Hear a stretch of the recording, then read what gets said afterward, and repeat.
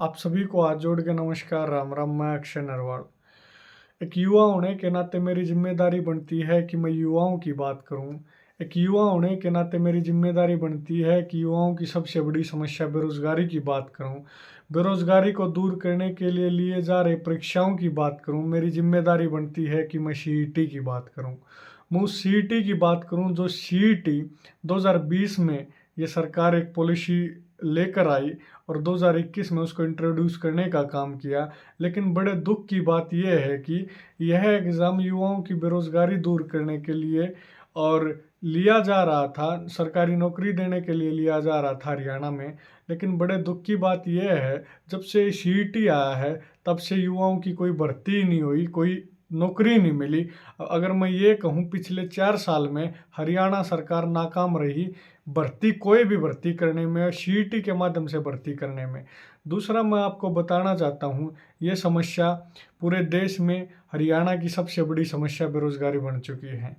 देखिए, पिछले काफ़ी दिनों से सीईटी को लेकर मामला कोर्ट में है, लेकिन हरियाणा सरकार उसकी पैरवी करने की बजाय उसको आगे एक्सटेंड करवाती है कि हमें आगे डेट दे दीजिए, हम होमवर्क करके नहीं है। बड़े शर्म की बात है। एक तरफ युवाओं के भविष्य के सवाल की बात है और दूसरी तरफ जो सरकार की, मैं ये कहूँगा कि जो सरकार की गैर जिम्मेदाराना हरकत है, जो सरकार को सरकार नहीं बल्कि गैर जिम्मेदार व्यक्तियों का एक झुंड, एक ग्रुप वो दिखाता है ये चीज़ें, ये हरकतें। मैं आप सभी नौजवान भाइयों से एक अपील करना चाहता हूँ, एक निवेदन करना चाहता हूँ, जितने भी धरने प्रदर्शन कर रहे हैं, आप लोग समझिए। ये जो पंचकुला में साथी हमारे बैठे हैं, ये सिर्फ उन साथियों की लड़ाई नहीं है। ये सिर्फ उन साथियों की लड़ाई नहीं है जो सीईटी की अपनी लड़ाई लड़ रहे हैं। ये टीजीटी के अध्यापकों की के मात्र लड़ाई नहीं है। यह लड़ाई हर उस नौजवान की है जो इस सरकारी तंत्र को बचाना चाहता है, सरकारी नौकरियों को बचाना चाहता है, सरकारी उन इंस्टीट्यूशंस को बचाना चाहता है। हर उस आदमी की लड़ाई है, हर उस व्यक्ति की, हर उस नौजवान की, हर उस युवा की यह लड़ाई है। इस लड़ाई में हम सबको शामिल होना पड़ेगा, तभी इस लड़ाई को जीता जा सकता है।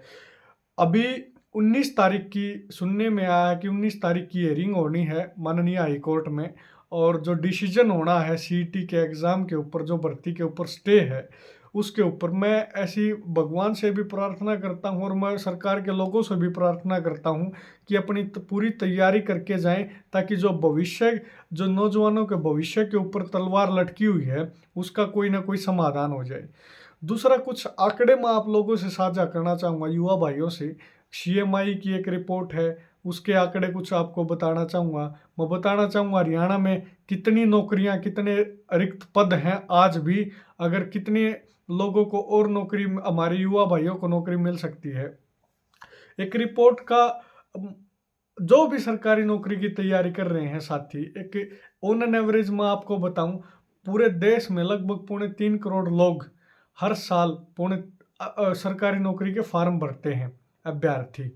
और 3.25 करोड़ में से आप देखिए, मात्र 90,000 लोगों को ही नौकरी मिल पाती है, बड़ी मुश्किल से। एक ये दावा फेल हो जाता है, जहां 2 करोड़ नौकरियां हमारे माननीय प्रधानमंत्री नरेंद्र मोदी जी ने देने का काम करना था, वहां सिर्फ 90,000 लोगों को ही नौकरी मिल पा रही है। कहाँ 2 करोड़, कहाँ 90,000।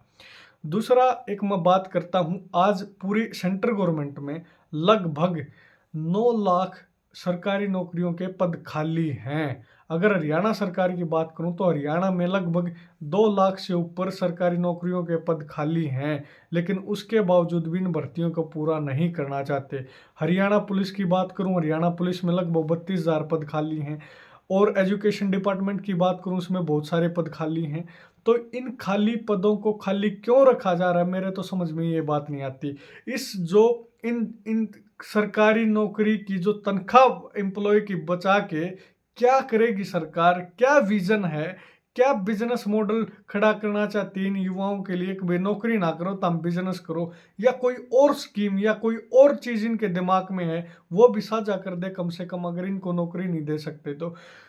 मुख्यमंत्री जी पूरे संकल्पबद्ध होकर हरियाणा की ये बात कहते हैं, जैसे प्रधानमंत्री जी ने झूठ बोल दिया, उसी तर्ज पर मुख्यमंत्री जी ने भी बड़ा झूठ बोल दिया कि 31 दिसंबर 2023 से पहले लगभग 65,000 युवाओं को हम नौकरी देने का काम कर देंगे। लेकिन मैं बताऊं, 31 दिसंबर आने को है, आज तक एक भी युवा को नौकरी नहीं मिली है जब से ये सीईटी आया है। सीईटी ग्रुप सी में लिया है, सीईटी ग्रुप डी में लिया है। इससे भी आगे एक बात आपको बताना चाहता हूँ, जो प्रोफेसर हैं, जो नेट जीआरएफ क्वालिफाई करके जो पीएचडी हमारे साथी कर रहे हैं और आगे असिस्टेंट प्रोफेसर की तैयारियां कर रहे हैं, जो ग्रुप ए की भर्ती होती है, पहले तो सी और डी की बात करते हैं कि सी और डी जो ग्रुप होगा उसी में उसी का सीईटी होगा। अब ये कह दिया कि जिसका सीईटी क्वालिफाई होगा उसको 10 नंबर एक्स्ट्रा मिलेंगे असिस्टेंट प्रोफेसर लगने के लिए। बड़ी कमाल की बात है भाई।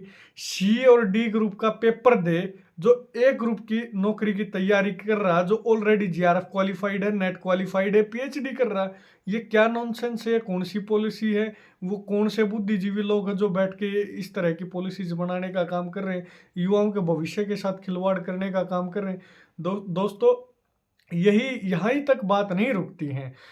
पहले आप सड़कों पे थे जब सीईटी को क्वालिफाइंग करवाने की डिमांड को लेकर सड़कों पर थे। अब नौकरी लेने की डिमांड को लेकर जो ये स्टे है इसको खुलवाने की बात को लेकर आप सड़कों के ऊपर हो।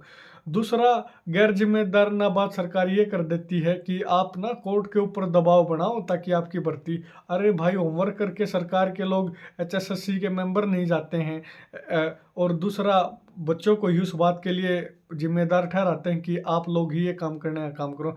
एक देश को में एक नौजवान का, एक युवा का जो सरकारी नौकरी करके इस देश को सेवाएं देना चाहता है, इस देश की जनता को सेवाएं देना चाहता है, उसकी जिम्मेदारी यह बनती है कि वो ईमानदारी से अपनी पढ़ाई करने का काम करे, पेपर को क्वालिफाई करने का काम करे और फिर अपनी सेवाएं देने का काम करे। उसका यह काम नहीं बनता कि वो प्रोटेस्ट करे, कभी क्वालिफाइंग को लेकर प्रोटेस्ट करे, कभी ग्रुप सी में स्पोर्ट्स कोटे को लेकर प्रोटेस्ट करे, कभी इन भर्तियों को के स्टे को खुलवाने के लिए प्रोटेस्ट करने का काम करे। ये युवाओं का काम नहीं है।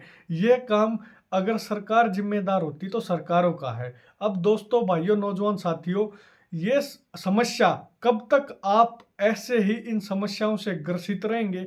कब तक ऐसे ही इन जो पॉलिटिशियन हमारे, इनकी जो गैर जिम्मेदाराना हरकत है, कब तक बर्दाश्त करते रहेंगे? अभी सुनने में एक बात यह आई है कि सेक्टर 5 पंचकुला में कई जितने भी अभ्यर्थी वहां पे बैठे हैं, प्रोटेस्ट कर रहे हैं, उन्होंने एक संकल्प लिया है। संकल्प और प्रतिज्ञा ये ली है कि जब तक हरियाणा सरकार, मुख्यमंत्री मनोहर लाल खट्टर जी इनको निठल्ला रखते हैं, इनको कोई काम नहीं देते हैं, इनको भर्ती पूरी नहीं करते हैं, तो वो संकल्पबद्ध हो चुके हैं कि करनाल में जहाँ से चुनाव लड़ते हैं और भविष्य में लड़ेंगे, इनको भी विधानसभा में भर्ती हम नहीं होने देंगे, इनको भी थाली बैठाने का काम कर देंगे। इस देश के नौजवान, इस हरियाणा के युवा साथी इस तरह की प्रतिज्ञा और इस तरह के संकल्प लेने के लिए मजबूर हैं। ये मजबूर किसने किया है? ये सवाल ये आज के टाइम पे बहुत बड़ा है। और दोस्तों, नौजवान साथियों, ये इस समस्या का तब तक हल नहीं हो सकता जो इस तरह की जो चीज़ हैं, इस तरह के जो मामले हैं, इस तरह की जो, जैसे एक लाइब्रेरी में बैठने वाला छात्र ही, मैं ऐसा समझता हूँ कि उस लाइब्रेरी में बैठने वाले छात्र की समस्या समझ सकता है। एक छात्र ही एक छात्र की समस्या को अच्छे से समझ सकता है, जिन्हें पढ़ाई की है, पढ़ाई कैसे होती है, दिन रात को जग के पढ़ाई कैसे होती है, दिन में पढ़ाई कैसे होती है, तो वो पढ़ाई करने वाला व्यक्ति इन पढ़ाई करने वाले व्यक्तियों की समस्या को समझ सकता है। और बड़े दुख की बात है, ये जितने भी अपने पॉलिटिशियन हैं, राजनीतिक लोग हैं, ये कोई भी ऐसे व्यक्ति नहीं है जिन्होंने दिन रात आपकी तरह मेहनत करने का काम किया। तो जब तक आपके बीच का भाई, आपका अपना भाई, कोई इन समस्याओं से निकला हुआ भाई, सिर्फ नौकरी की बात छोड़कर, नौकरी की तरफ से ध्यान हटाकर एक अपना ध्यान नौकरी पर भी रखे और दूसरा अपना ध्यान उस तरफ भी रखने का काम करे जहां आपकी पॉलिसी बनती है। जिस विधानसभा में सीईटी के एग्जाम ऐसे होगा, वो पॉलिसी बन रही थी, एक ध्यान उस तरफ भी रखे, क्योंकि आज नहीं तो कल वहां पे आपने ध्यान रखना ही पड़ेगा। यही एक अल्टीमेट सॉल्यूशन है, क्योंकि आज भी वहां पे आप ध्यान दे रहे हो, कोर्ट की तरफ ध्यान दे रहे हो। अगर ये ध्यान सभी नौजवान साथियों का अपनी पढ़ाई के साथ साथ पहले से हो जाए तो मैं ऐसा समझता हूँ इस तरह की नौबत ही अपने प्रदेश और देश में नहीं आएंगी।